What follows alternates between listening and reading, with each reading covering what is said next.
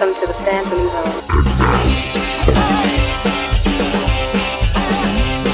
I try to join the X-Men, but I think they're maybe racist. Just because I'm human, they don't want my help. It seems it doesn't really matter if your superpowers firing through the belt. I tried to join the Justice League, but Batman was a douche to me. And Black Canary wouldn't tell me hi. And Plastic Man just threw a middle finger that was 30 stories high. I got a message from the great Avengers. They offered me a membership, but I did not. Hi, welcome to And Now Comics, where everything's still canceled. Yep, nothing came out this week. Nope, And nothing's out. Everything's canceled. Hope you all have backlogs. Excuse you, I have not been canceled. Oh, okay. Well, John Silo's not been canceled. I'm John Scott, and we have our fantastic host here. If you want to introduce yourself. Oh, yep. I'm Lou Gonzalez, and also joining us is Ryan Fritz. Creeping out of bed. Yeah. Everybody has anybody put on pants in a week or two? Dude, I never leave the house anymore. Listen, I'm in my pajamas until at least 2 o'clock, and I put on my night pajamas. Well, what is pajamas when you don't leave the house? Listen, I have morning to afternoon pajamas, and then there's night pajamas. So not just is everything canceled, but now we're starting to see the going forward effects, which is layoffs and possibly companies shutting down. Because I think I saw, what was it? There was a comic book company that basically said that they were done. Was it?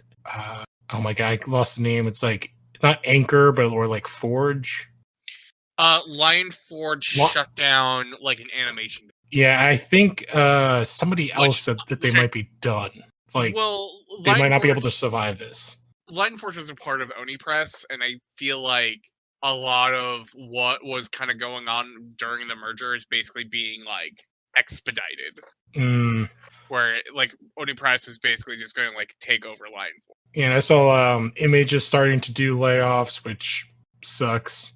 And, That sucks. Yeah, Marvel, even the big boys, like Marvel has basically shuttered everything for the next 2 months. Yeah, I mean, I know today officially, and this is not even Marvel, this is just Marvel's, the film side's company, Disney, started furloughing people today.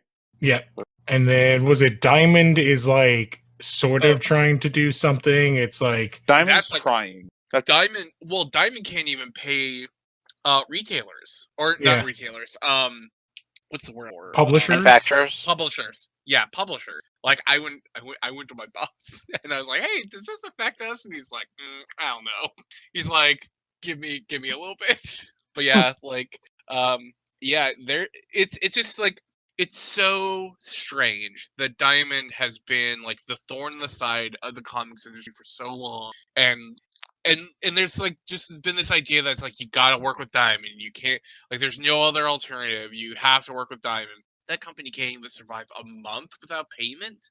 Yeah, I was like, what shambles was that company in? There was like another company called like Comics Hub that was like trying to do something with some of the publishers, but that fell through. They all do. Like there's one in Seattle that I was trying to start up like a couple of years ago, and like I asked about them, and they were like, "Oh yeah, we're really interested in like all independent studios." And then like I told them like the business I work on, except for that. I'm like, yeah, if any industry is booming right now, it's like not streaming. I heard it's like streaming, and I heard like I can't remember what podcast I was listening to. They're talking about like cam girls are owning shit right now. Listen, people are bored. They want them feet pics. No, but strip clubs and prostitution, like where it's legal, is like not available. Did you guys happen to hear that the site I worked for was free for the last 2 weeks? Oh no, I did not. Really? It's actually still free for right now. I think it's free for the next like couple of days. But yeah, you gonna send a list of your top picks? I've been actually like doing it on Twitter on like chapters I've really liked, but But yeah, I could probably also just send you a link to like my favorites. But I honestly would not. I am so bored. But yeah, it's been like kind of really cool because like we got like a lot of press through it and a lot of new fans and like fans. Fans, yeah, okay. Yeah. Well, no, I think there's like a lot of people who like I think the nature of the site and like what's there, and I think like once people kind of like start seeing like the quality of our like lettering, and then seeing like all the different tags, and also seeing like the quality of the work and like the variety of the work, people were like, oh hey, like it's not just like there's actually like thoughtful stories like in these in It these just chapters. happens that your characters fuck. Yeah, which I mean, to be honest, I'm like 8 months into Hoxpox and no one's fucked yet. So I'm at that point where I'm just like, hey, are we gonna have No, romance? Well, in they here? just don't show it. They talk about it. That's the final scene of Hoxpox for Hickman's run. Wait, He's just gonna have a giant, like, 2-page orgy spread. He did show 2 islands fucking though, but I guess that's. He did. Well, yeah, and I mean, like, I really, and I'm not like trying to disparage Hoxpox. Like, I really like the Dawn of X right now. I'm like at a point where it's like it's a lot of like it's still like set building, and there's not like a whole lot of like romance, and there's not a lot. It's like all kind of like hinted that's happening, and I like that. Oh, But, it's definitely like, the problem is it's been building and building, and now we're kind of like blue balled. I'm like, okay, can someone kiss already? It's like I don't expect Cyclops to fuck Domino in their like lake while he's painting, but like at the same time, it's like, can I get something more than just like a wrap around the waist? I do have to say, you mean Colossus? Cyclops has his own. Oh yeah. I'm sorry. His own. Colossus. What would you call Cyclops, it? Jean, and Wolvie are in a. And three-way. Emma, they're in a weird like not a throuple, like a quadruple. A love quadrilateral. Yeah. Parallelogram. A dexahedron. It's a rhombus. Oh Jesus! Oh, bumping in the rumpus. Oh god. Okay, that's it. That's the title of the episode. But yeah, well, just to like circle back, like like basically everything is like, if you're like the digital stuff, unless you're digital, you're dying right now. And it's like a bunch of companies, like Comixology is doing what, a month for free or 2 months? 60 days. So 2 60 months. days, about 2 months. I know there's like a crazy amount of Marvel on there, isn't there?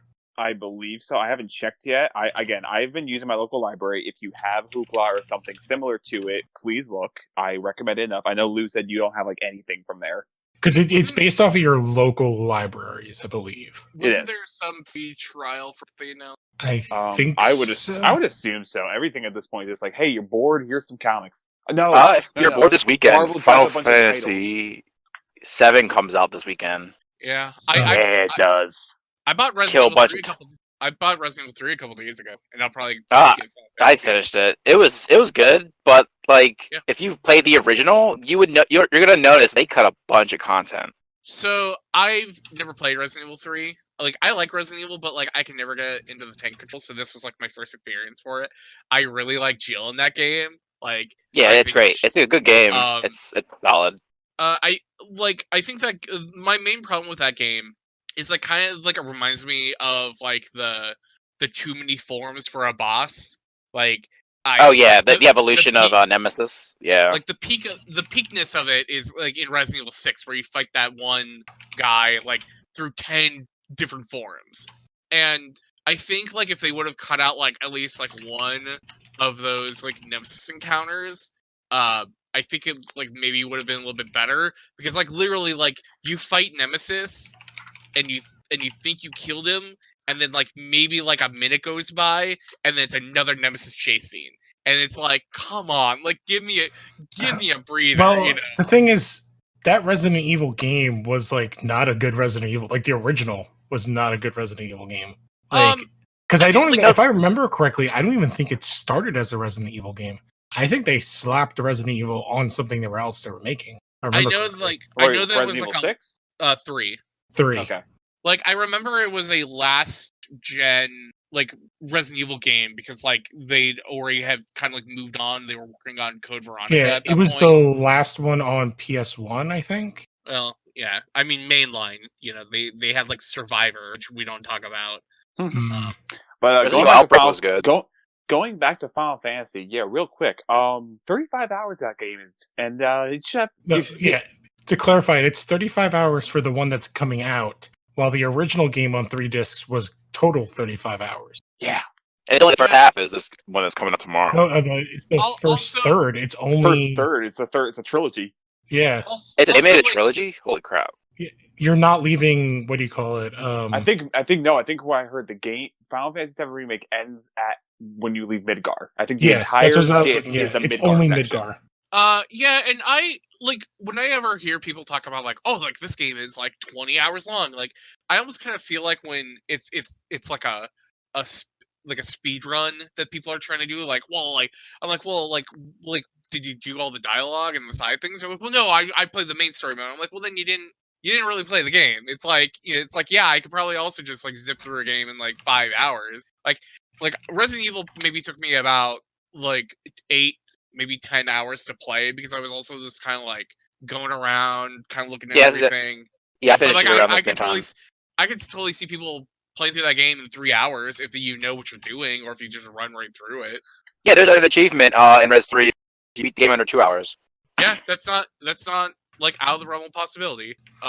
Yeah, I think it's more like it talks about like how there is so little like actual like mainline story if a game is only like if you can actually beat it in 2 hours. I don't think maybe that's what people are talking about. I'd be really curious to see what they added to lengthen the first part of the game to the entire length of the original. Yeah, so I've said this before. Like, I've never played Final Fantasy VII.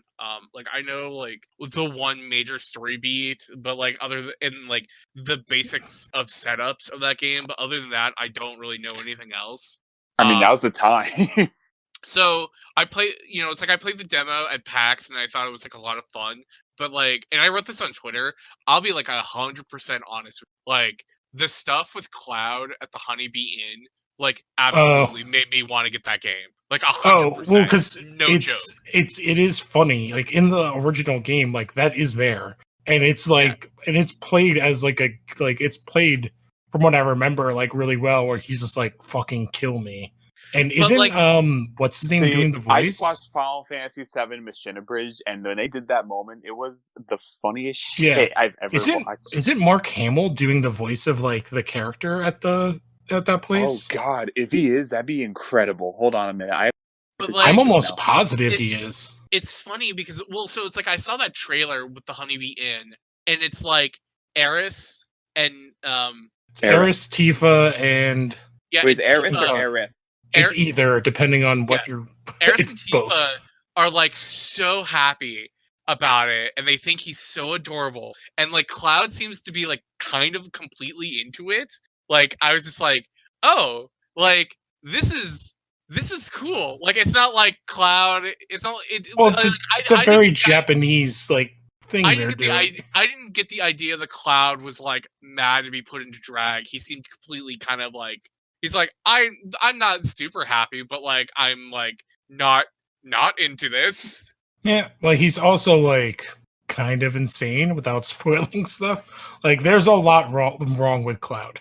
My experience with Final Fantasy is Advent Children, where everyone's just kind of like really like somber, and so it's like it's just like really refreshing to see like Final Fantasy VII. I'm like, oh, this game's like kind of, it's a little bit more lighthearted than I thought it was going to be. And like, sure, it's not like 8 or 8's like super like emo. It's a little, it's much more lighthearted. Like there's a goddamn talking cat. Lou, you were talking about cats before with this game. You know who's Sephiroth this time, right? No, who's Sephiroth? Tyler Hoechlin. Oh shit, Superman, Super Booty. Yeah, Super Booty. He's Sephiroth this time. Holy shit, that's awesome casting. Right? What was the character's name from the... I feel like it's... Oh my god, I don't know. Like, if you look it up on IMDb, you probably... I'm looking right now, that's why I'm asking. Who owns that club? I don't see Mark Hamill. I'll just tell you right now, it's not Mark Hamill. Because I can't remember the name of the character. It's the guy who owns that club. Okay. But yeah, no, Tyler Hoechlin's your big get in this whole game. Wow. Yeah, right? That's kind of amazing. I've been playing Astral Chain, speaking of... Yeah, I want to play that game.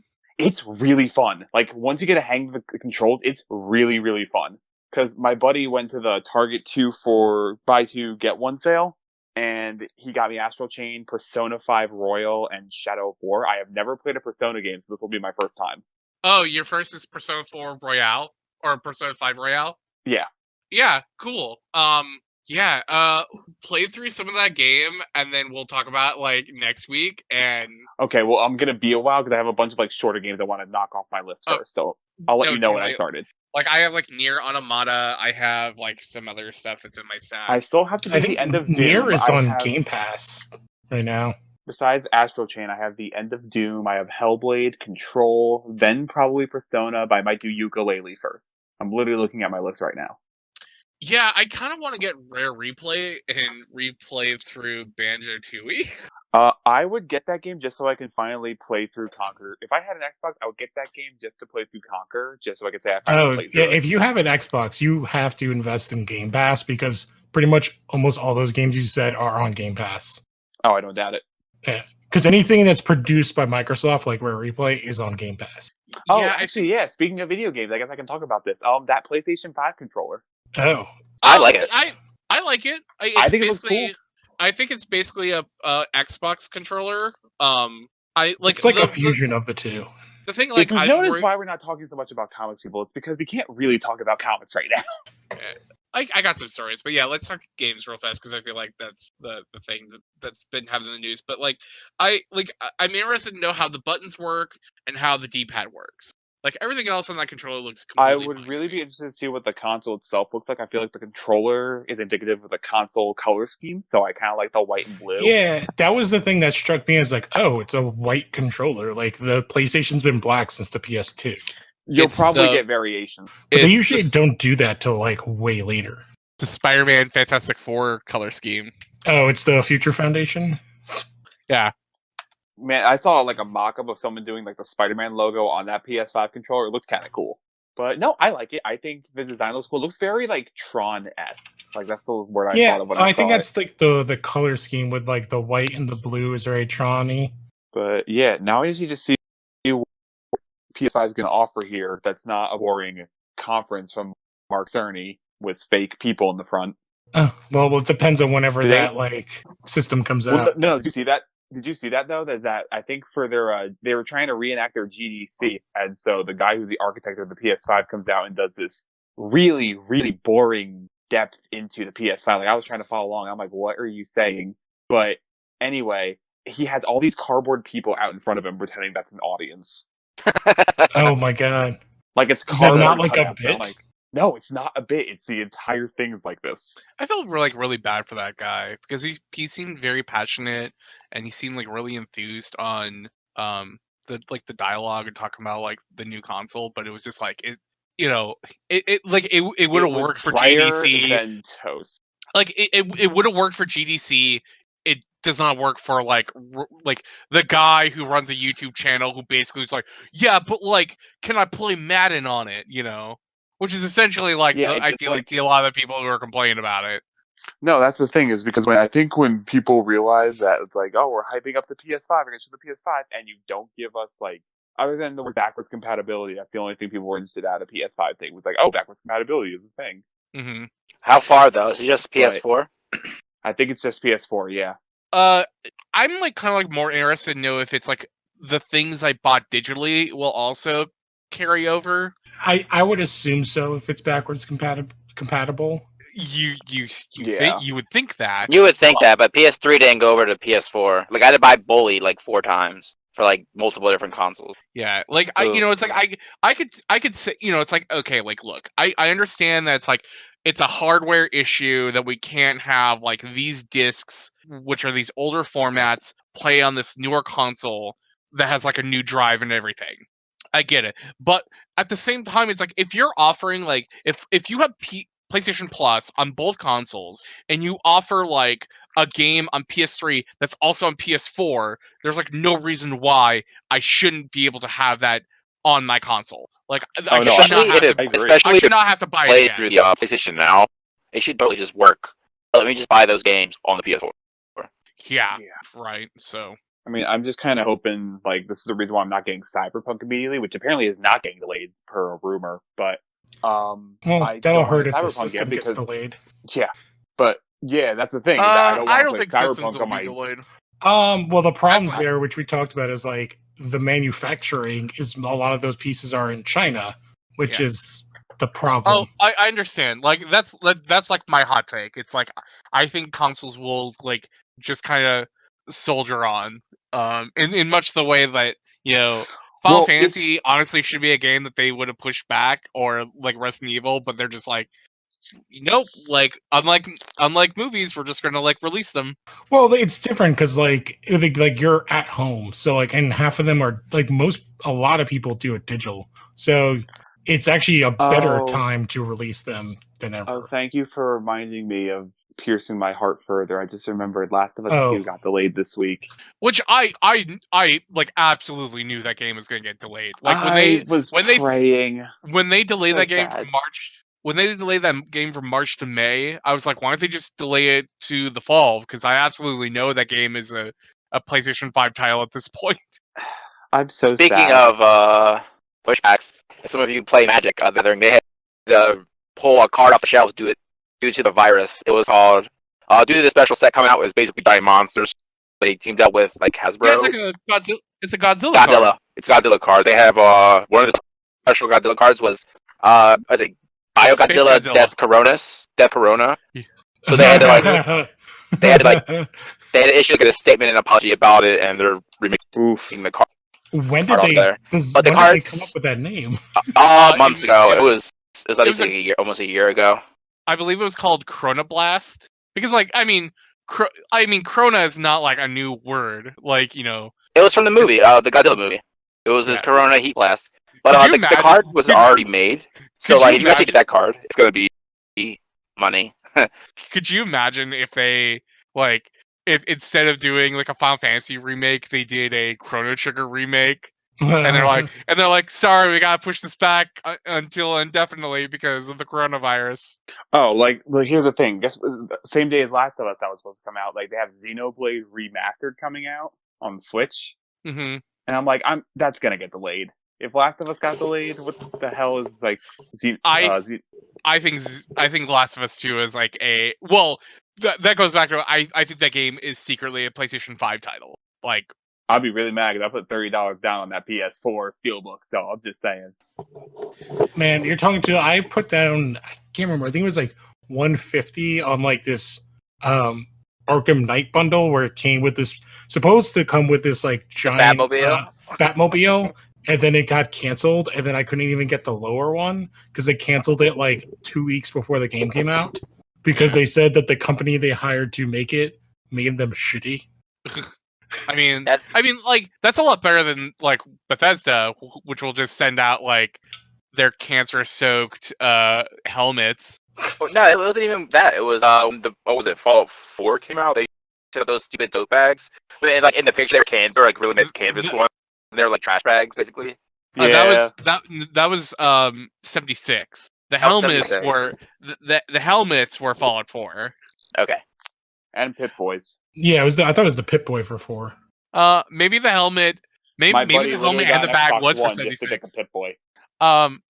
But I do hope that they like if it does come for PS5 exclusive that they upgrade my Steelbook to like a PS5 bundle. I think like it honestly it just might be like one of those things where like in the previous generation, like where there was like a Breath of the Wild for the Wii U and there was a Breath of the Wild for the Switch, and it's like, hey, the better version's on the Switch, but like we kind of promised that we were going to have it on the Wii U, so here you go. See, but that would piss me off. Yeah, but they all the companies do that all the time. It's that problem when you're in between when your one generation is about to go away. Like the worst version of Cyberpunk is obviously going to be like the Xbox PlayStation 4 version. No doubt. Although apparently if you pre-ordered it for Xbox One, you get like a free patch upgrade to Series X when you get that game. Which is like a really sweet deal. And hopefully like a lot of these games, because I know that like I bought like Resident Evil 3 and it's like did anyone see the clip that I posted up on Twitter where there were like points in this game where enemies weren't loading in, like specials. So like throughout the sewer, like there's like those like big like kind of hunters you run into. I didn't run into a single one. Like the character would like make like, oh my god, what is that? And I like kind of like look around, there wasn't any... That's weird. And so like I like walked around, and then at the top of like the last part of the sewers, you actually like have to run into one because it's like spawned there. And I walk through the door and it's there, and I like and I like fired like a grenade at it, and it didn't do anything. And then I just like walked up to it and just started stabbing it, and it didn't move. I couldn't kill it, and I just like walked past it. But like, so evidently that was a problem I was having for a while, because there was like a random point where Nemesis popped through a wall and he immediately like took a knee. And I was like, that's weird. And I grabbed the thing that he dropped and I just ran off, and I was like, huh, like, I don't know. But like when you fight Nemesis on top of the building, like I couldn't damage him. So he was just standing there, and I like unload a bunch of like rounds into him, and I thought I just like dazed him, but like I just stopped and I just like ran up and started stabbing him, and I'm like, oh, I can't kill him and I can't do anything. Like, well, I guess the game's just broke, and I like restarted it and it worked again. But I was just like, oh, like maybe this is like what people are saying, that the worst version is on like the old consoles. Yeah, and that happens with like every single time. I'm trying to think of like what other games did that, because I don't remember it happening a lot for the 360 to the 1 or the 3 to the PS3 to the 4. You mean like games that were on the previous generation? Yeah, that came out simultaneously on both. Like I can't. Gun. For the Oh PlayStation God, 2 and then Gun. Xbox. Yeah, it's pretty bad. Gun had like 18 different SKUs. Like there was a PSP version of Gun. Oh no. Oh no! Ooh, I remember that. But yeah, I think Gun is like probably like the more famous one of like the PS2 Xbox era to like the 360 PS3 era. I I think that was like kind of about it. I imagine there was a Madden, a bunch of sports games. There's probably a Call of Duty game, because there was like Call of Duty 2 and then Call of Duty Big Red 1 on the previous consoles. Is everybody Playing, still like- here? Yeah, Yeah. I'm still here. Everything okay? I was like wondering, like, what happened? Did I go out by accident? No, I think we all just were like, okay, I don't know what else to say. They're like, we're like, we can't say anything after Gun. Yeah. We're all just a bunch of shy shits. Like, we don't know how to socially interact with each other anymore because of this social distancing. We're pros at social distancing now. Flatten the curve. Also, flatten your social skills because you won't have any more. Is there, John, did you want to talk about any of your stories? Like, there was Yeah. only one other big story, like, I thought of, and I don't honestly know if I want to talk about it or not. It's funny because there's been like some shittiness that's been happening in comics Twitter over the last couple of days. I'm like, which one is it? So Dark Horse announced that they picked up the rights to the manga Keep Your Hands Off of Ezekin, which had an anime last season, which was like incredible. The book is basically about these three girls, Asakusa, Mizaki, and Kanamori, and them like putting together like a club to make an anime. And like the three girls have like these really distinct personalities, where like the ones like really into like world building and concept art and like creating a world. Mizuzaki is like really into like animation and movement and creating like life within animation. And then Kanamori is really into like the business side of it and making money and and doing all this other stuff. So it's like these three personalities like working together, in this club to make an anime. And the world is like it's like not too distant future, like, but it's definitely futuristic in some way. And like the three personalities are super cool. Like the way they animate, like them like thinking about like how stuff works within animation is like really interesting. I would just highly like look up like a clip of the show and just Yeah, I just added it to my Crunchyroll. Yeah, like it's 12 episodes. It's super cool. My problem with Dark Horse, like they pick up like some really good licenses. Like they got like Berserk is they do Berserk, they do Gunsmith Cats. They're currently doing like Mob Psycho 100. The problem is like it takes them so long to put out volumes of manga. Like the first volume of Mob Psycho, I want to say came out late 2018, and there's 3 volumes out so far.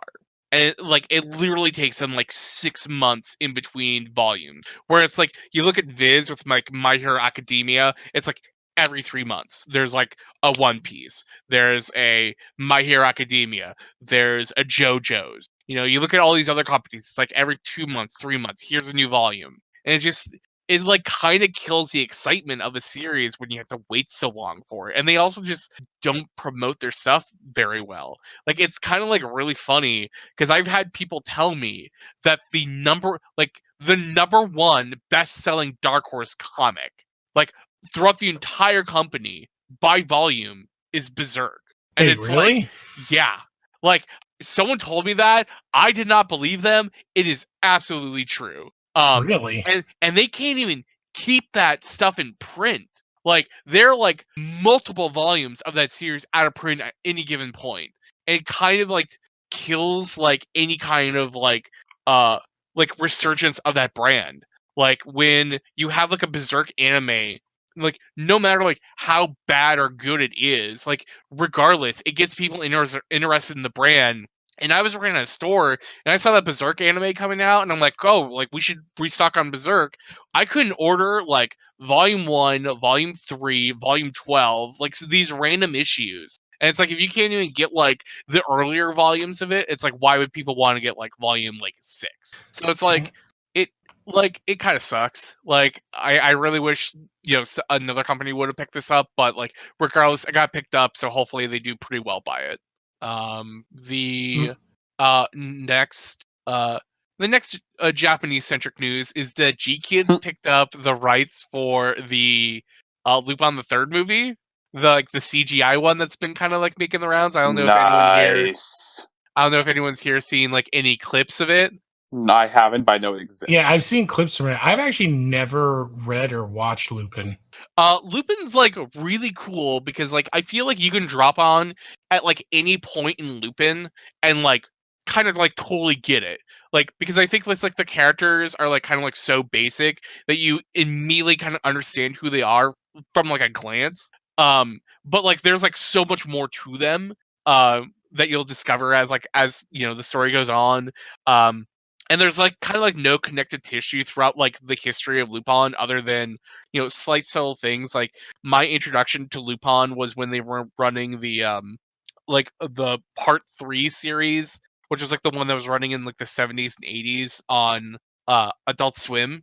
And I like fell in love with it because I was like, oh, it's like James Bond if James Bond was like a thief, and he had a crew. And so it was like it scratched that itch of being like super gadget heavy, like espionage kind of like, but like but like also have the appeal of a heist movie. And like since then, like I love like the Fujiko Mine miniseries that they did like maybe like probably like 8 years ago at this point, which was like the model that like the movies kind of going forward had for a while. Like Daisuke Jigen's Gravestone and there was like another one with Goemon, and they were just like super stylish, kind of hyper violent, but like kind of funny. Like they were just like super good. So And if you this guys ever movie, wanted to see Hayao Miyazaki's debut, watch Castle of Kogustro. yeah, well, not even that. Like Hayao Miyazaki did episodes of classic Lupin, and they're like so good. Like I didn't even know that far. Okay. yeah, like the episodes are up on Crunchyroll. Like I watched them on like some random day, like when I found out about it, and they're like incredible because it's basically just like proto Miyazaki. Um, and like there's like a bit where like Fujiko Mine is like handcuffed, and then she like breaks out of her chains, and then she like runs around, shoots a bunch of guys, and like she's not wearing pants for some reason. I forget why, but it's like great. But yeah, so like this new movie is like CGI, which I feel like there's like kind of like a big stigma against like Japanese CGI, you know, but like holy shit. Like this looks like I don't want to say like as good as Pixar because I feel like that's on like a very like high bar, but It like looks fantastic. it looks incredible. Like it's like the best looking like CGI of Lupin I could ever like expect because it like also does like all the stretch and pull that you would expect from like classic animation that you normally just don't see in CGI animation, because like CGI animation wants to make things like, I don't know, like when you have human characters, you want to keep them as realistic as possible, but like Lupin's just doing like all these really exaggerated motions and it just looks so good. But yeah, this will be hitting theaters hopefully during the summer, or maybe in the early fall, because they just announced it, and they usually G-Kids doesn't like usually take too long to get like that stuff out into theaters. So I will definitely be watching this. But yeah, if you ever want to get into Lupin, you can kind of just start anywhere. Like Lupin Lupin the Third Part 4 like is set in Italy, and Part 5 is set in France, I believe, and they all have like their kind of like self-contained seasonal stories, and as long as you kind of like know the basics of the characters, like you're good. If you want to start there, also Castle of Caligostro is still on Netflix. Yeah, like and yeah, which is like really funny because like the dub on that is very weird because they call it Lupin Wolf, because it's like the really early dub of Castle Cagliostro. But yeah, I mean, that movie's really good too, and it's like, you know, like there's I wish I would have I would have saved this tweet I saw, and someone's like kind of breaking down like the 4 versions of Lupin, and you have like the kind-hearted thief Lupin, which is like very much the Hayao Miyazaki take on Lupin, and then you have like the gentleman thief, and then you have like the Lupin who will totally steal a thing and kill a guy, but like they're all good guy like Lupin is a good guy, kind of like the end of the day. Good guy Lupin. I mean, it's, it's like Robin Hood, like Lupin, like a Lupin is like, from what I've seen, like never really stolen from anyone who didn't deserve to get stolen from. It's more like a Robin Hood, Yeah, like Ocean's 11. Lupin did Japanese anime before Persona was cool. yeah. But yeah, I think, it's like if you're looking for like a really good like heisty kind of like anime, like Lupin's great. Speaking of animation stuff, DuckTales is back and it's good, you guys. Yeah, I have heard nothing but amazing things, but like even though we all have so much time, there's so many things in the list that like Oh yeah, keeps getting but pushed the down. thing is that the cast is just I know. insane. Isn't David Tennant Scrooge? Yes. Yeah, And David he's Tennant, great. Scrooge McDuck. Yeah, and I know like all the episodes for seasons 1 and 2 are up on Netflix. And I Disney do not, Plus. or I mean, I'm sorry, I meant Disney Plus. I don't know if they still have the problem where some of the episodes are out of order, which I know was a thing at one point when they first launched Disney Plus. Hopefully they fixed it at this point, but I would look through a episode guide for the episodes Well, to watch. Star Wars is still out of order, so I doubt it. Okay. But yeah, like this version of DuckTales is just like really cool because it's like basically like a reinvention of the old DuckTales, but like Donald plays like a way bigger role within the series. Huey, Dewey, and Louie have like way more distinct personalities. Webby Like, Vanderquack has a personality. yeah, Webby is like an actual part of the cast instead of just being like this a really annoying like sister character. I was gonna say I don't even remember what character you're talking about there. Yeah, Also, like, a really fun fact. Remember Magica? What was it? Magica the Duck? Magica Dispel. Magica Spell. Lou, guess who voices her? Oh, I don't know. Based on the other things, I don't know. Melissa Benoist. All right. Catherine Tate from Doctor Who. Oh, okay. Which is a really kind of weird like dynamic when you see those two, and I was like, oh hey, wait a minute. But yeah, there's a part where Donald Duck and he has to have his voice be like more understood, so he swallows a pill to have his voice understood. And who voices him? Don Cheadle. Yeah. Yeah, I watched the one clip that I guess was like the trailer. I was like, oh, it's like Donald Duck and Goofy as if it was Seinfeld. And I was like, I kind of like that idea. It's so like what's really cool about DuckTales is like they also kind of incorporate all the other like Disney Afternoon stuff. Yeah, isn't Darkwing Duck in it? Yeah, so season 2 is like kind of like the big kind of like not like a big build up. It's like a thing that happens in a couple episodes. But they build up to Darkwing Duck like being a character within the series. And the way they make Negaduck is like so cool. Like I'm not gonna spoil it. But like they released like a season 3 poster, and like not only does it have like Darkwing and Goofy, but like Baloo like flying the plane from Tailspin was I was on gonna it. say like, oh, the Tailspin version of him, Like the Rescue Rangers were on there. because like those were Rescue Rangers and Darkwing Duck were like Yeah. my shows when I was like a little kid. Like Gosselin from Darkwing is on the poster, and she has like kind of a slight redesign that's really neat. But like the cool thing about like this episode, so there were 2 new episodes, and like one of them is like an episode about Huey like doing like this Duck Scouts thing, while like also in the background, Scrooge McDuck and the rest of the Clan McDuck are like basically like going on a slight adventure. But like the really cool and the episode's like neat. But the really cool episode was the one that had Goofy in it. It's called Quack Pack, which is like a harkens back to like Late 90s. the late 90s teenage edgy version of Huey, Dewey, and Louie. And like the episode is basically like a sitcom of the McDuck clan like hanging out with each other, and the only one who like realizes that everything's weird is Huey, because he hears like the audience laughing. He's like, who's laughing? Where are these people at? And like Goofy shows up, and Also, he's He like, shows up like Kramer. yeah, and he looks Like that's what I mean by Sorry, lady. Seinfeld. It's like he legitimately shows up like Kramer. and he like- looks exactly like he does in Goof Troop. There's like a scene where he pulls out his wallet, and you see Max, who hasn't shown up in a Disney property since like 2002, maybe 2003, like Was it, whatever like, that. the second movie.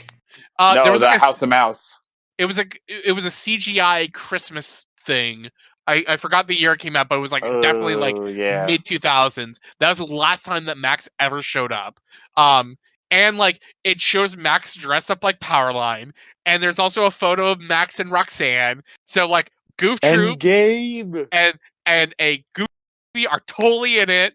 Now, here's the thing. Somehow, by the grace of God, they figured out a way to incorporate the video game. Yeah, like the whole entire like kind of like big story for season 1, season 2 is that Huey, Dewey, and Louie's mother, Della, like the reason why like Donald and Scrooge hadn't talked to each other in so long is because they all like 3 of them went on an adventure where Della got like launched into a rocket and is presumed dead, and that's why they like don't talk to each other. But like at the end of like the first episode, it's like revealed that she's stuck on the moon, and so like the whole entire thing is like the big story for season 1, 2 is like them is Della trying to get back on Earth, and like they even play like the moon theme from DuckTales. Yeah, like, and it's like there's like a lot of Easter eggs in this show, and it's and a lot of them are like really fun, but it's not just like, hey, like this show is good because of the Easter eggs. It's like, hey, this show is really good and really fun, and like the writers of the show like totally get like these characters, and there's also like a ton of like world building like through Easter eggs. And it's also funny, like genuinely funny. Yeah. Like I liken it to the 2012 the Ninja Turtles reboot. Yep. Oh, Yeah. the one with Chris Evans. No. The one that was on cartoon, the Nickelodeon cartoon. Okay. Yes, I liken damn it it, to that. There's only been 17 reboots of TMNT. Yeah. No, I'm talking about the one that had like Sean Astin with Raphael and like Beast Yeah, the Boy one with that had the Michelangelo. really cool Paulson. redesigns. Yeah, so I liken the DuckTales reboot to that in terms of its story and how it presents itself, and that. Yeah, because I watched a little bit of that TMNT, and I was like, oh, they're actually like kind of retelling the comic book story, but in like a kid-friendly way. I was like, that's a bold move. And they even have like some new characters for the show. They're like pretty cool. Like one of the big new villains they created for the series is like this Mark Zuckerberg type character named Mark Beeks, who basically just like it's funny because they also have Glomgold, who's like the rival to Scrooge McDuck, and he just wants to be the richest duck in the world.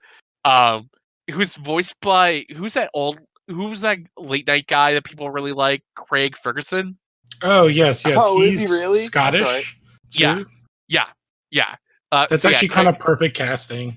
Yeah, Flintheart Glomgold. And then Mark Beeks is basically just like oh man, like you two old guys with your old money, you know? That's kind of funny, actually. Like, because Ferguson was a stand-up, and then he was on. Because I didn't really watch his late night. I knew him from the Drew Carey show for like forever, and then his stand-up. Oh no, it's Keith Ferguson is the guy's name, not Craig Ferguson, Oh, Craig Ferguson is. the late night host. Yeah. So who's Keith Ferguson? Keith Ferguson was Blue from Foster's Home for Imaginary Friends. Oh, Has anyone here played Destiny or Overwatch? Yeah. All right, he's Lord Saladin from Destiny 1 and 2, and he's a Reaper from Overwatch. oh. Apparently, what you watch, he's Robin, Bruce Wayne, and Alfred in Superhero Girls. Huh. Oh, he was in the Ninja Turtles Batman movie. Oh my god. Why are there Keith Ferguson? Huh. Oh, he also does the voice of Professor X in Ultimate Alliance 3. Huh. God. I guess I learned something today. The more you know. Knowing is half the battle. G.I. Joe. But yeah, like DuckTales has been like really fun. The big villain for the season. Lance Reddick's on this show? The big villain for this season is Fowl, which was like if you remember from Darkwing Duck, you had like what was that villain's name? Steelbeak. He was like a rooster who had like a metal mouth.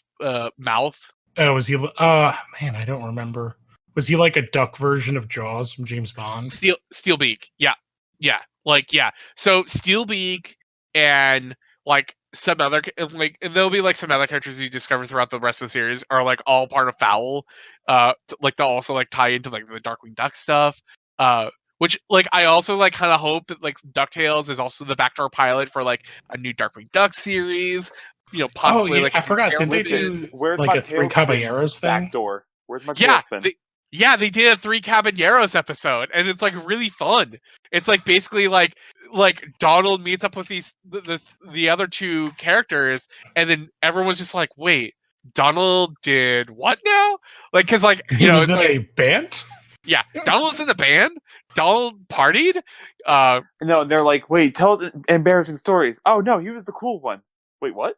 Yeah. It's just like so much fun. I'm like kind of like really hoping at some point they do because like they also have like spies in the show, like Miss Beakley, who's like the maid for Scrooge McDuck, is like a spy, and like I'm really kind of hoping they do the stuff with like Donald Duck being a spy, like. Sorry, I just got really excited. Did they include the genie from the DuckTales movie in this show? Okay, so spoiler for the Quack Pack episode. Sorry, I just saw this. Yeah, I got really excited. No, so basically the reason why they're stuck in like this sitcom kind of thing is because Donald Duck, like while they're being they're on like a big adventure and they're about to be killed by scorpions, and like Donald like is sitting in this big nest full of treasure like with the rest of everyone, and he finds this lamp and he's like holding it, and he's just like, I just wish we were like a normal family. And so like basically he wished them into like this like pocket universe where they're in a sitcom where he has the voice of Don Cheadle. And then but yeah, like they bring back the genie, Gene the Genie, who's voiced by Jale White, you know, like fucking Sonic the Hedgehog, I need to watch Urkel, fucking watch this. like yeah, so and the episode is like probably like one of like the best like animated episodes of the series. Like they have like so much fun like with the fourth wall kind of stuff, and when the characters start coming through, and there's just like so many cool animation tricks that it's just like they probably just had like a total blast animating that episode. I feel like that's like every episode they've been doing on this show. They've been having a blast animating. Yeah, like that show is like so fun. Oh, you see, this conversation has made me want to watch it more. This and Gravity Falls. Yeah, I mean, like, in Gravity Falls is over with, so it's like, yeah, and like, man, like Disney's kind of just like doing like a really kind of cool job. Like it's like, you know, the new DuckTales, Big City Green, Amphibia, the Owl House, like just like 4 really great animated shows that are currently coming out from Disney. There's no better time to check everything out. So. Yeah, I mean, like all media. season 1 of Amphibia is up on Disney Plus. Same with Big City Green, and they all have like a different kind of flavor to them. So you could just like binge watch all of them and just like not feel like you're watching the same show over and over again. The other show I tried catching up on was they put out a bunch of new episodes for DC Superhero Girls, which is like the current DC animated show coming out on Cartoon Network from Lauren Faust of My Little Pony. And like the latest episodes I watched was Barbara Gordon meets Rose Wilson like during band practice, and they strike up this friendship, and she invites him over, and then Barbara finds out her dad is Deathstroke the Terminator.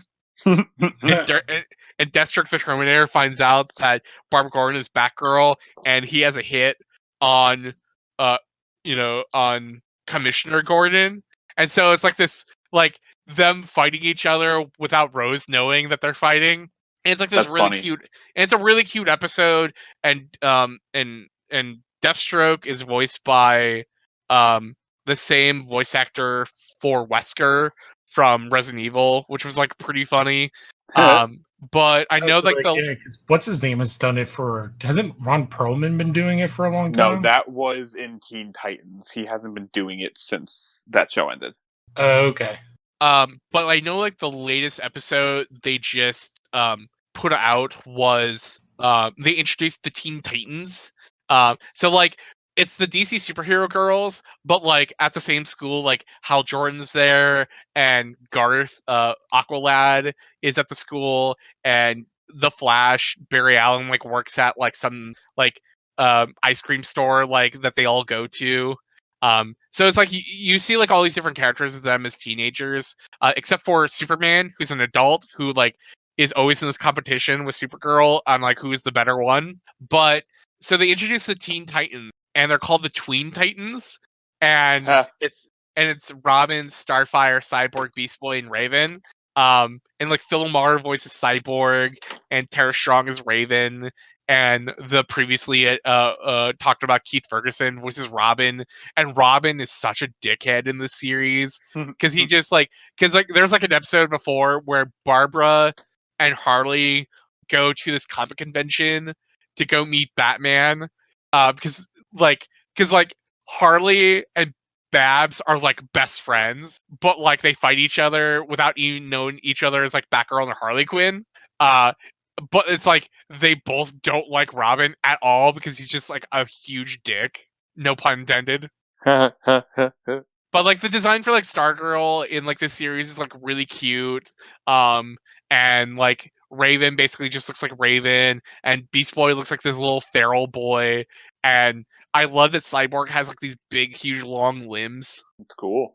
But yeah, it's like, it's like not as good as, the Bruce Timm stuff, or like, or Brave and the Bold.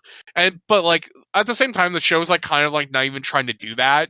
Like I don't even think it's like comparable to like even like like quote unquote classic Teen Titans. I feel like it's just like trying to do kind of its like own little YA superhero stuff, and it's like really fun. Awesome. Yeah. No, I've heard good things about it. I've been checking out Scooby-Doo Mystery Incorporated because that show slaps. I have not seen the whole way through yet, and I kind of fucking love it so far. Yeah, like that's I like love the best Scooby-Doo.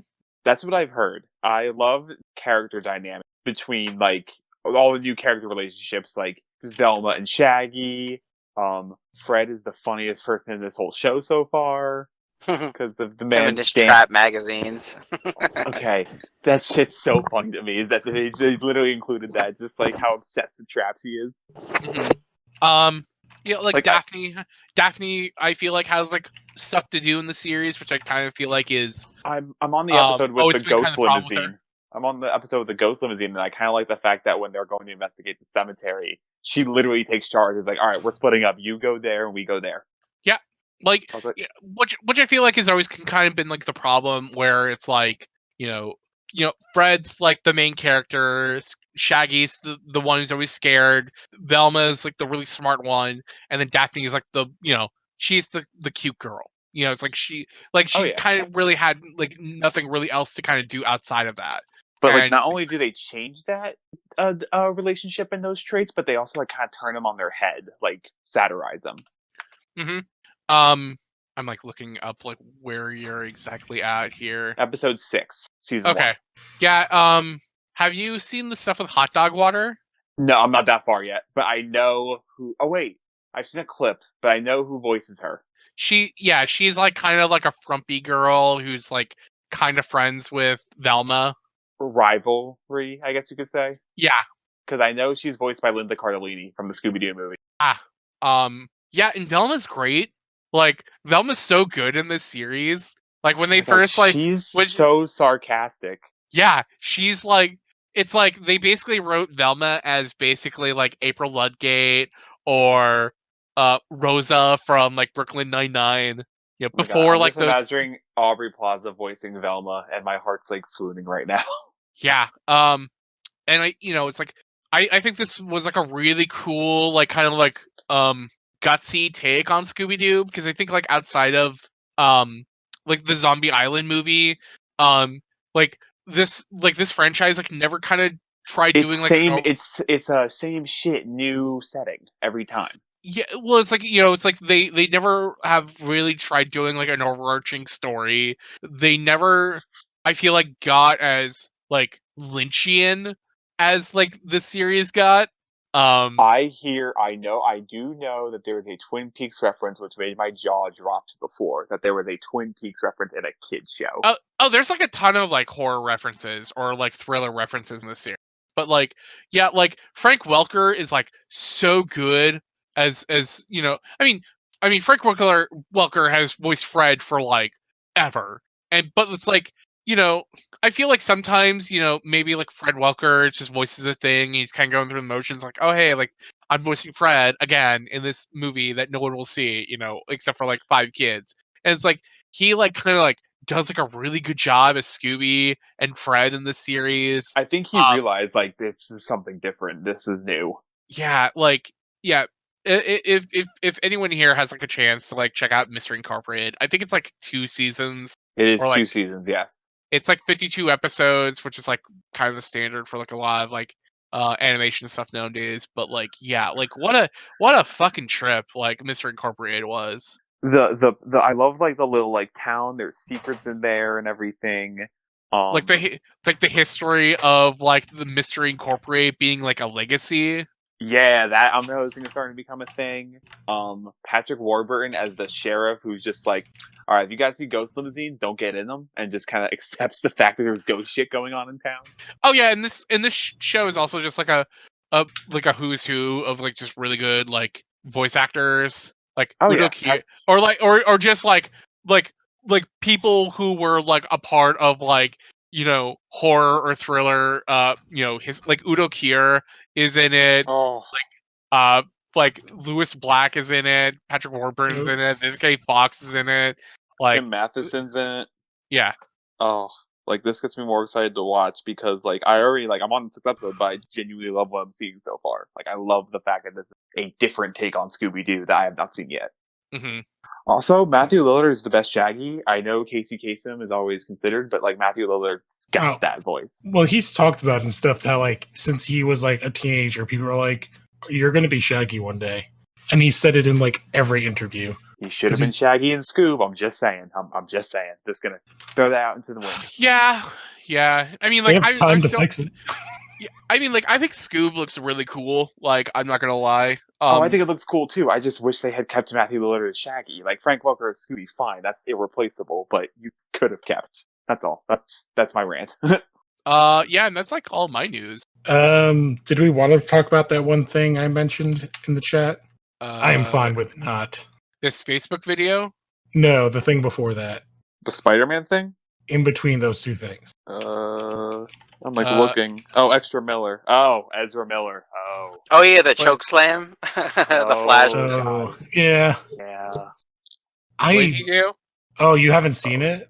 Oh boy. I saw a video of him like he like grabbed this woman and like who is like it was like it seemed like a 10-second clip. Like it was like literally like this lady yelling, and then he like went up, and then he like grabbed her, and then like threw her to the ground. Yes, that is the clip where now he's canceled, I guess. He hasn't said any But- statement, but there has been some update on it. Because that's all that kind of came out at first. And someone who was a friend of that woman posted the video online saying, I'm exposing Ezra Miller because he just attacked my friend at a bar after she jokingly challenged him to a fight. He took it way too seriously and choke slammed her to the ground. Not okay. I think this was in Reykjavik. But I think apparently, according to the police, he is not under investigation for the video. Yeah, and the bar said, so Variety says they talked to the bar and said there was a serious altercation and that the man who they identify as Miller was escorted off the premises, and the altercation took place after he encountered some pushy fans. So, but like there are calls for cancel Ezra Miller. There was like trending on Twitter. There's also it's a bad time. The woman hasn't has yet to file charges against him. She probably got a check. I'm reading from the Wrap right now. Yeah, because apparently, according to the spokesman for the Metropolitan Police, no one was arrested or placed in custody regarding this. Mm-hmm. No injuries were reported, and no. Yeah, well, we don't even know when it's from. Like the video was posted on April 5th, but we have no idea when it actually took place. Exactly. So it's like I'm not sure.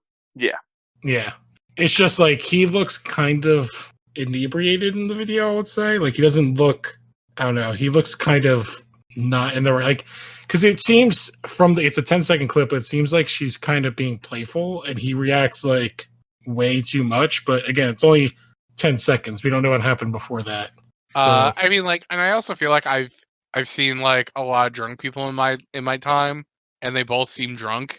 Oh, they definitely both seem drunk. It just seems like a bad situation. But the fact that, like, I don't know, like, I tend to want to wait on information, but, like, it is kind of a big news story right now, so it's annoying.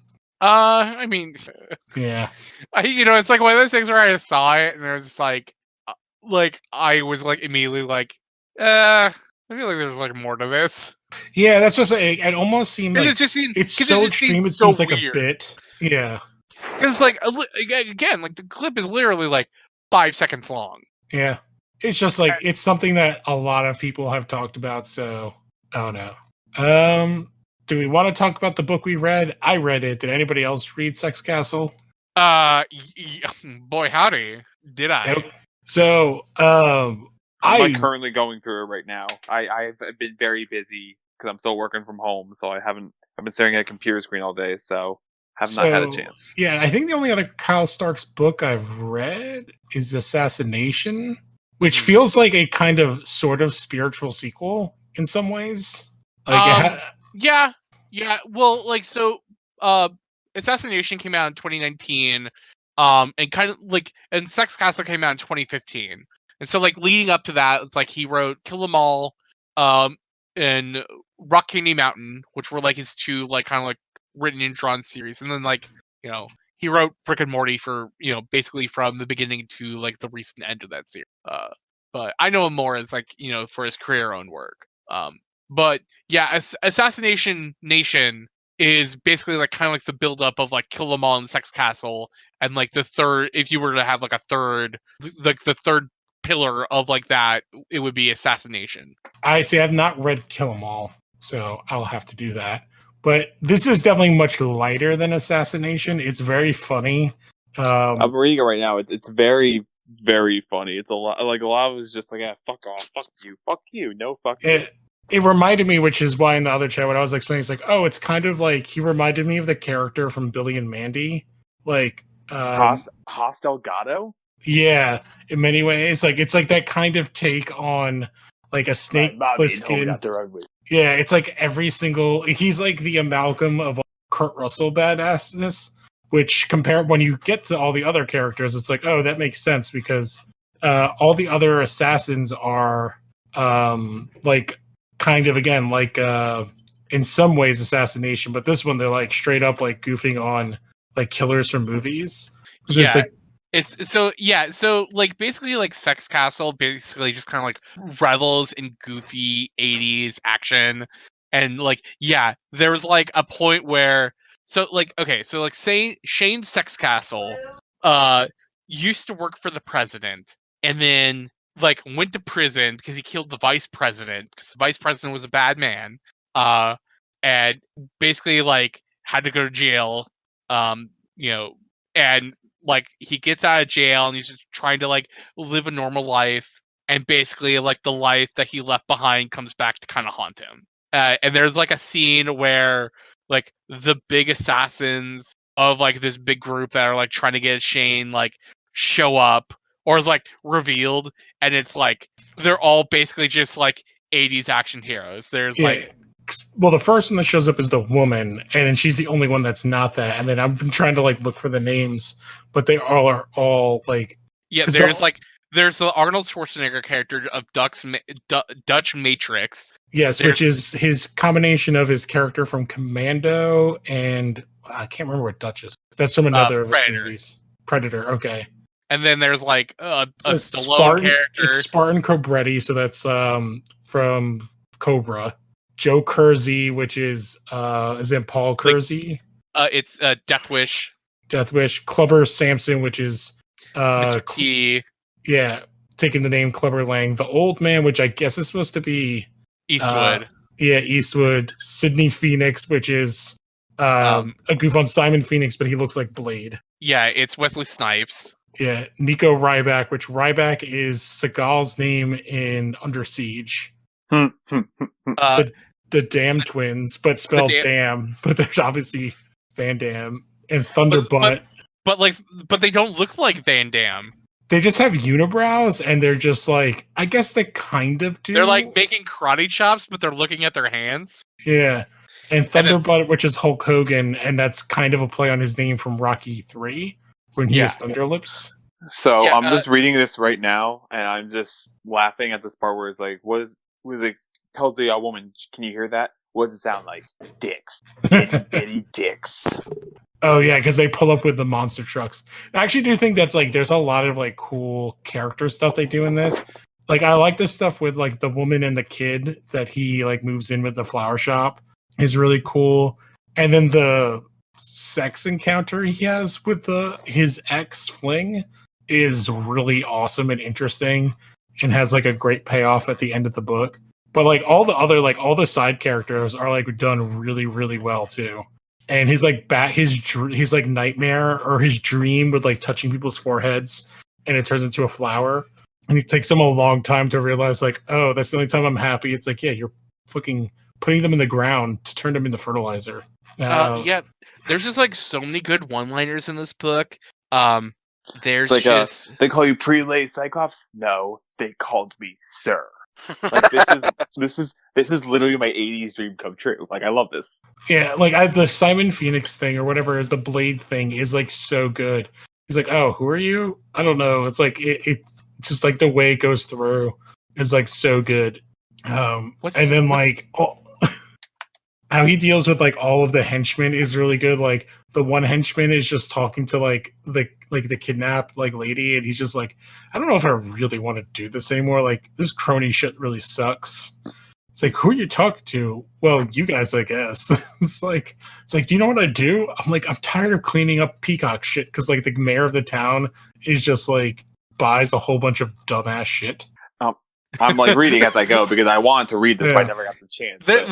There's like a point where Shane is like talking. Like I feel like the review of this book is basically like us just reading the really funny shit, and like I'm sorry, I guarantee you, like I guarantee you, like 100%, like what we're saying is like 5% of like all the really good lines in this book. Like there's a point where Shane is talking to the boy who's crying, and Shane's like, there are only 2 times a man should ever cry. One, his mama died. 2, his dick got real messed up like by a bear attack. Yeah, there's like a bunch of like, and I want to say like, I think the art is like a great style. Like it's black and white, but it's in this very like chunky, like, I don't even know. It's like very simple, chunky style. And I really like it. And I think it really works for the book. Yeah, like one of my favorite bits though is like when like the truck gets blown up, and then there's like it cuts to one of the henchmen. It's like, man, what was that? Like, I feel like something really bad happened. Like, my life just lost all of its meaning. Weird, right? And everybody's like looking out the window, seeing the truck on fire, and they all don't want to say anything. Yeah, like what is there? It's like you brought. It's like. It's like you ever hear the phrase "you brought a knife to a gunfight." This No, is you worse brought than a that. you You to a brought a meat you fight. to a meat fight. It's I like love the fucking line where perfect. I love the part where he just spins the nunchucks and blows the leaves away, and the boy's like, "Where'd you learn that?" He's like, "In hell, from the devil himself." But Shane- wait till when you get to the part where he reveals like his super weapon. I was like, what the fuck is he taking out? And I was like, oh my god, this is the most ridiculous but awesome weapons ever. like one of the twins does like a flying kick at Shane, and Shane kicks him in the dick, and then he's like, "Are you okay? Just kidding. Fuck you." Do you have a gun? Guns for war and pussies. What's a pussies? But yeah, they've been trying to make this into a movie for like a while now. Yes, please. Like the last I heard was that the Russo brothers like picked up the rights and they were trying to make Wait, to it make it into a movie. live action movie? Yeah. I feel like this is like reverse Expendables. No, see, you know what you could do? This is an Adult Swim animated show. I'm sorry, that's how I'm seeing it right now. Well, it's like a movie, yeah, because like it is a one shot like thing. Like I would actually dig a sequel, but I also get why there isn't a sequel. But like I guess you could do some backstory stuff because they do like there's the stuff with the president and everything, and then there's like a whole bunch like the Nazis making the dragons. I don't know. It's a very fun book, and like I did not realize it was the same guy who did Assassination until after I read it. Yeah. And then I was like, All right, oh man, listen, it's Shane kinda Sexcastle has a message for all of you during this time. Always wash your hands good. yeah, but it's a really fun thing. And what was the name of that other book you said that he did? That was kind of like the Kill Them All. And Kill Them All is basically kind of like the same 80s like over the top action, except for it's basically about these two cops who are like trying to make their way up to the top of like this like apartment building to fight like this big boss at the end. okay, yeah, and yeah. it has like his art. It's almost exactly the same art style that he uses in that. Because I would say like in Assassination, it's not as chunky and simplified. Well, so Assassination was drawn by Erica Henderson, who was the Did he just write it? He just wrote like Sexcastle, Kill Them All, and Rock Candy Mountain are like the three like art, inks, like art, like written, like lettering, all Kyle Stark. Okay. Well, then that makes a lot of sense because like Assassination is very very similar. I think in like tone and everything, but it's almost like a less jokey version of Sexcastle, except for Fuck Tarkington. Sexcastle, he has another favorite line I'm adding. If you want flowers, come see me. If you want trouble, go fuck a polar bear. Yeah, he has like Kyle Starks actually has like a new book coming out this year called we talked about it on the podcast at some point called Old Head, and it's yes it's like pitched as Space Jam meets Fright Night, and it's I like, remember talking about this because I was like, oh, Old Head, I know that term. Yeah, it's like this old basketball player who like fights vampires. So all that did was remind me of Venture Bros. I can't remember the character's name. That's like their goof on Blade, but he only hunts Blackulas. Jefferson Jones, something like that. Yeah, it was Jefferson something. I don't Now know. the Venture Brothers made like one of the best shows like ever made. Like, in the later seasons, I'm in hoping the later HBO. Go ahead. Oh, sorry. I was gonna say in the later seasons when they get really into the Marvel and DC stuff, it gets a lot better. It's like when the Red Skull shows up in like the last season, it's like insane. That was the last. That was the last season I watched. I didn't watch the newer one. It's Jefferson Twilight. Jefferson Twilight is such a good name. Yes. I have not watched. So I'm hoping HBO Max has all the seasons when that drops of that show. Yeah, I've like been meaning to get caught up on that show. Like I think I'm on like the last. Like I watched that first season of them when they were like rich. Not rich, like when they got like a little older, like Dean.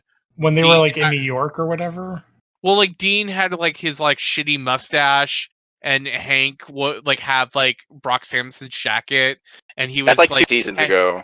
Yeah. and he was hanging out with Dermot, and Hank has like sex with Dermot's mom, and like I remember like that was like the last season I watched, and then like I fell behind on some reason, but It's so funny. Like they love the Hanna-Barbera stuff. Like there was an episode when like Mystery Inc.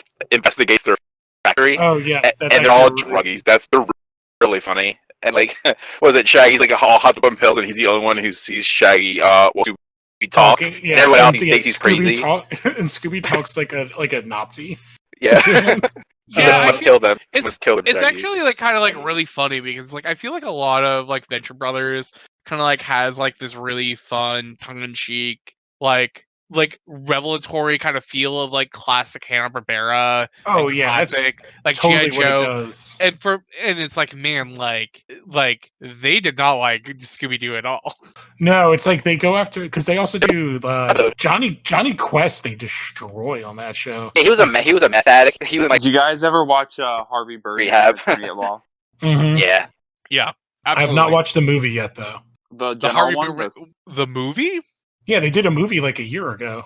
Oh, the special. No, that's a special. Yeah, it's like was it Harvey Birdman, Attorney General at Law? Yeah. What? Yeah, You they know brought the about this entire. guy? Yeah, what's his name? Stephen Colbert's character becomes the president and basically tries to get Harvey to figure out a way to make him not president. Oh my god! I did not know about this. Yes. Holy, yeah. I mean, I'll be completely honest. I feel like not having cable. Hello? Hey. Not having cable, I feel like Adult Swim's been kind of like a huge blind spot because like I feel like they don't advertise their shows. as No, good and as other it's stuff. on. It's a lot of their stuff is on Hulu, but okay, Ryan just left. A lot of their stuff is on Hulu, but like they also put a lot of their stuff on what do you call it? On their app. Yeah. Do you need like a cable subscription to watch their stuff on the app? Not that I know of. No. Okay. I remember it used to be you could watch whatever. Because there used to be part of the message boards on Adult Swim. Like years ago. And then like their stuff went to like you had to have like a cable provider to watch it, and I just kind of fell out of it. But yeah, I'm like Right. looking at it, and it's like, oh man, they brought back like Pure Eponymous and The like Harvey Birdman Xe- special? yeah, like X the Eliminator, who's like my favorite like bit character on that show. Yeah, like I should. Yeah, they did the special. It was 2018. Yeah. It was in response to. What do you think it was in response? I absolutely know who's in response to. But yeah, like it's like I need to watch Primal. I need to watch the new season of Rick and Morty. Primal is so fucking good.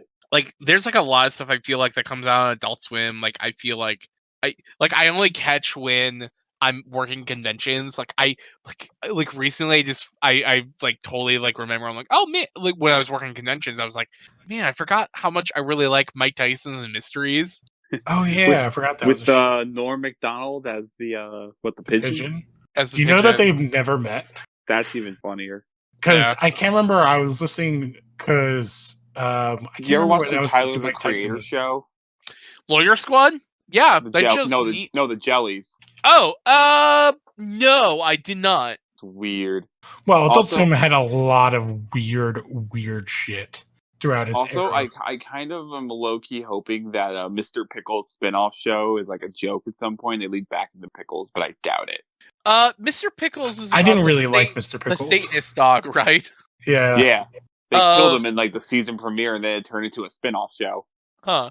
Yeah, but there Uh, was like I'm just looking through like their thing. I was like, oh yeah, I forgot there was a show Assy McGee about a cop that's just an Oh. ass. Ass McGee is like the worst show they've ever made. Oh yeah, I'm just looking through the and I was like, oh, 12 And ounce I'm like- mouse. And I'm like, as someone who like really loves like Xavier Renegade Angel, and I Oh, know that was the one I was looking. I was trying to remember the name of the show. I was like, there's a Ooh. really fucking weird CGI show that they had. Yeah, So- I love Xavier. Like I know that there's like a huge contingent of people who hate that show, but I think that show's like really funny.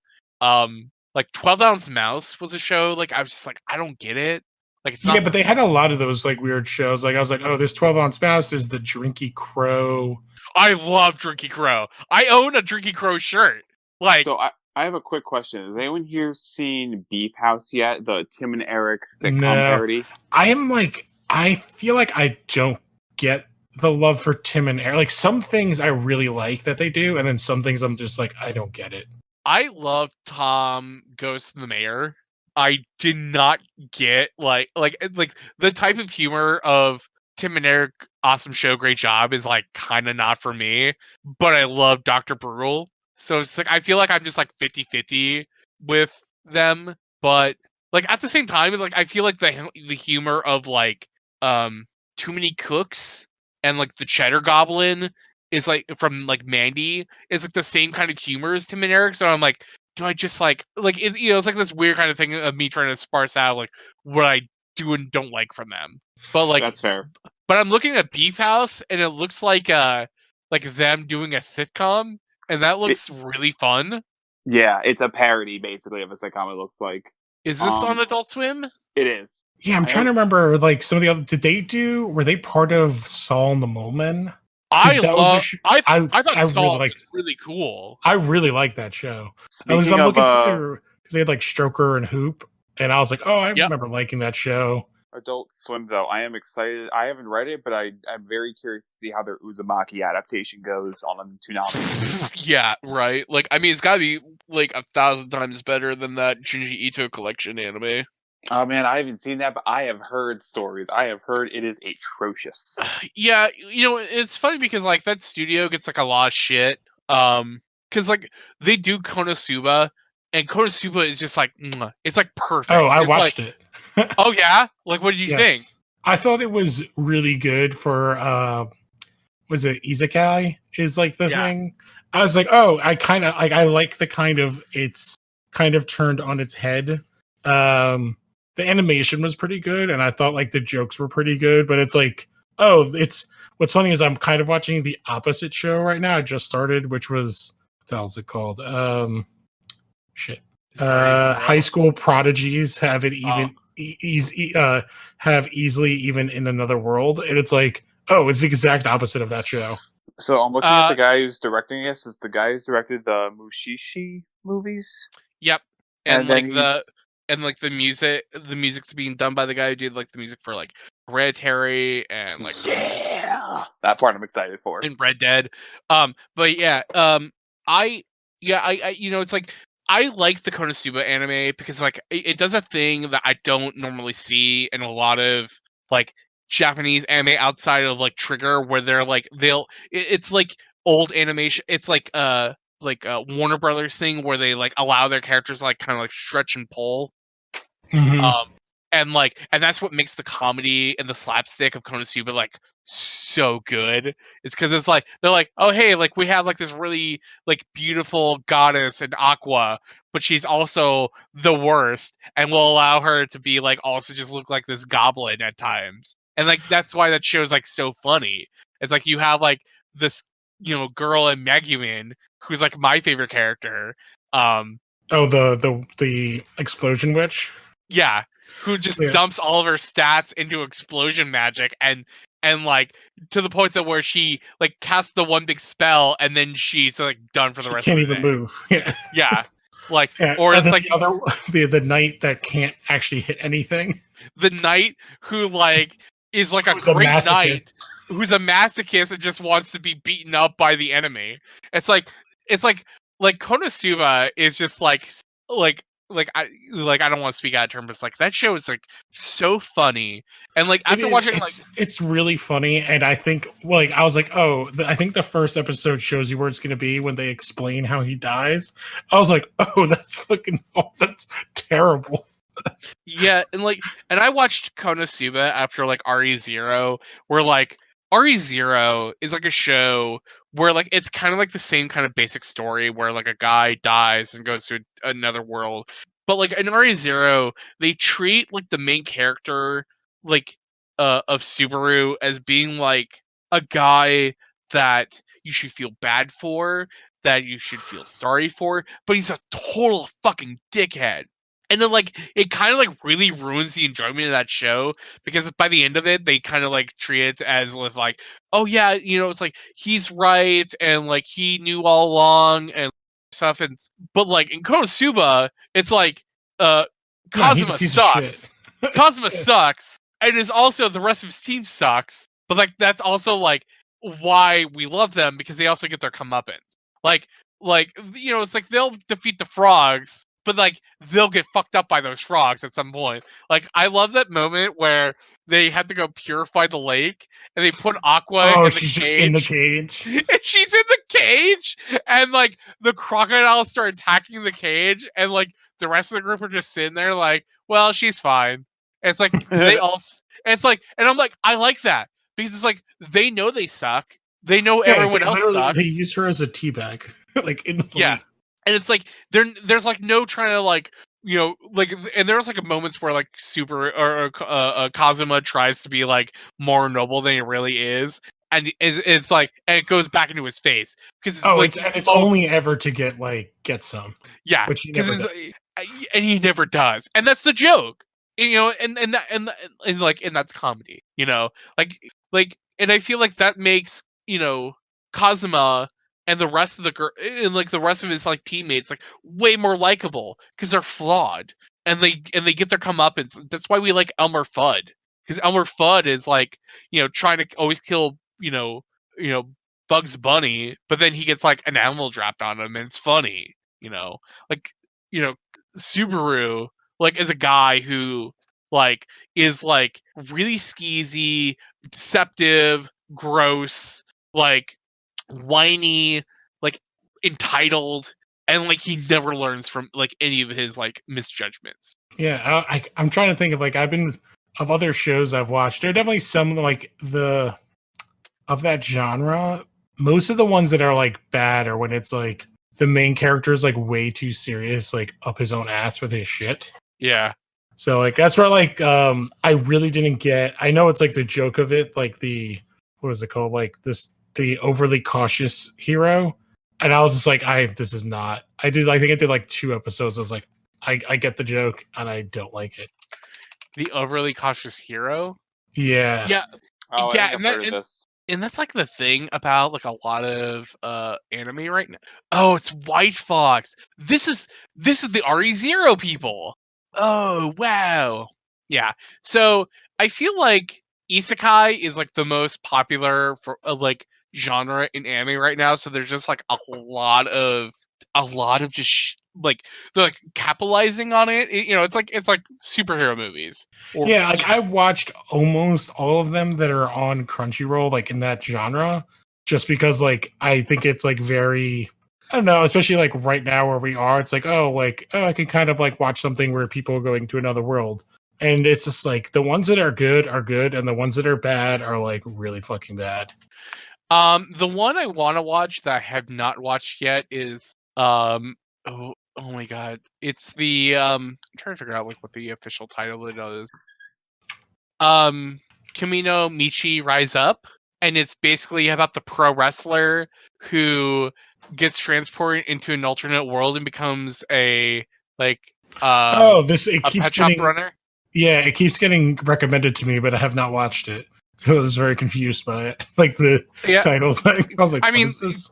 Because to be honest, it's if you have a pro wrestler character as like one of your main cast, like I'll probably check out your show at some point. But yeah, like I know like the initial preview was like the wrestler being transported to the world, and he meets like the princess, and the princess like talks about how like the beast people suck, and then he like gives her like a German suplex, and then he's like, I'm gonna go protect all the beast people. Yeah, that's definitely one like I have to check out maybe at some point. But yeah, like I mean, like there's also just like I did check it out because like also like I just did not hear anyone talk about it in any kind of negative or positive way. So I'm just like, Yeah, it's been on my Hulu. Hulu has like an actual pretty good amount of anime, and it's been on like my you should watch this. It matches your likes or whatever. Yeah, you like watching garbage. Why don't you watch this garbage? Yeah. Are you still watching this garbage? Yes, I'm watching this garbage. I'm not going anywhere. Yeah, well, and it does like a decent job of like categorizing, which I was like, oh, I got to learn some of like the words that were categories, because I can't remember what the one I looked up. I was like, what the fuck does this mean? And it was like anime for like younger girls. And I was like, what word is this? Joshi? I think it was Joshi, yeah. Yeah.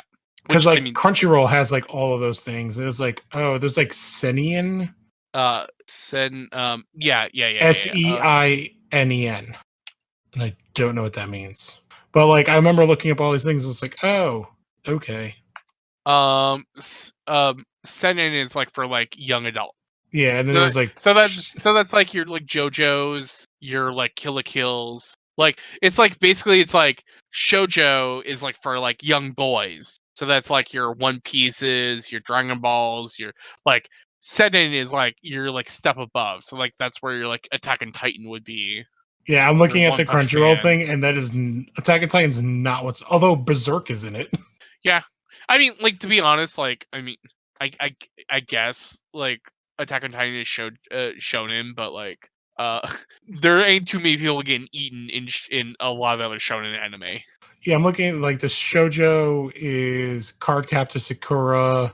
Yeah, like Sailor Moon.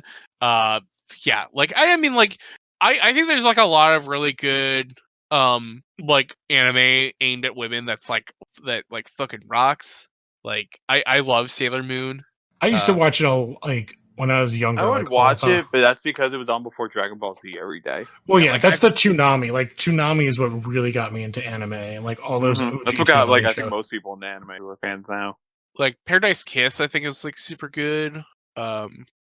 Yeah, like I mean like you also like kind of like know from like a lot of the comics I read, it's all like teenage, like young romance shit, and like a Yeah, lot which of I don't mind some of that stuff because like I like there was stuff because I can't remember when I was like in high school. That was like when the first times they had like you can like order networks on your cable, and I had the anime network, and there were a bunch of shows that I watched there that I cannot remember the names like Yeah. at all.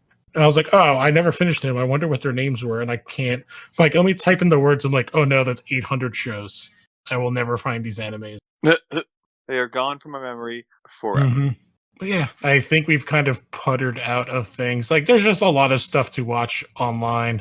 So yeah, go watch stuff. Is there Don't watch anything stuff. else? You have the time. Yeah, plug. Go Tigers. yeah. I mean like you could find me at John JOHN _ FN _ Seiler SEILER, where I talk about a bunch of work stuff.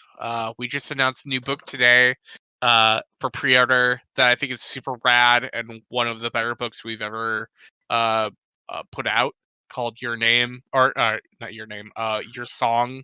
Okay, I was gonna say, Of wait a fucking minute. yeah, it's like so like Your Song is written and drawn by Fujimaru, and like the whole book is like set in this like dystopian kind of like near future where the like the water is rising and kind of like eating away at the coast of Japan, and the main story of the book is about like this man who's like in his like twilight years, like basically staying at this building that's like becoming more and more waterlogged, and like waiting like for once a year like his true love shows up as a ghost, and they like hang out, but like throughout like the book or like while he's waiting he's like writing these books called August Lights that he sends out into the world, and so like all the other stories in the book are like people reading August Lights with like their like romance stuff that's happening, and it's all tied together with like this like guy like at the end of the world like waiting for his true love. And I'm like reading this book like, and I'm rereading this book because I read it as the chapters are coming out. I'm like, man, what a fucking time for this book to come out now. Oh my god, for real. But yeah, like Your Song is like super good. But yeah, so currently on Faku, the site I work for, we have like free weekends. So I think it happens for the next couple of days. So if you want to like read some free, really good stories, go check those out. And like also, hey, check my Twitter because I've been updating with like stories I've been really liking. Yeah, I guess don't forget to check out all the other shows Wait, and all I'm that on stuff. JM Scott 1893. Or no, wait. JM Scott 193, I think, is my Twitter. I don't even know my own Twitter. I'm that tired. It's what day is it anymore? Yeah, I legit woke up Thursday? yesterday and thought it was Thursday. What are pants? Yeah. But yeah, go and check out all that stuff, and we'll catch you guys next time. Wash your hands. Also, you are not Canadian. Power pack 2. Oh, can't say to your birth of you're a dude. So I guess I'll join the Great Lakes of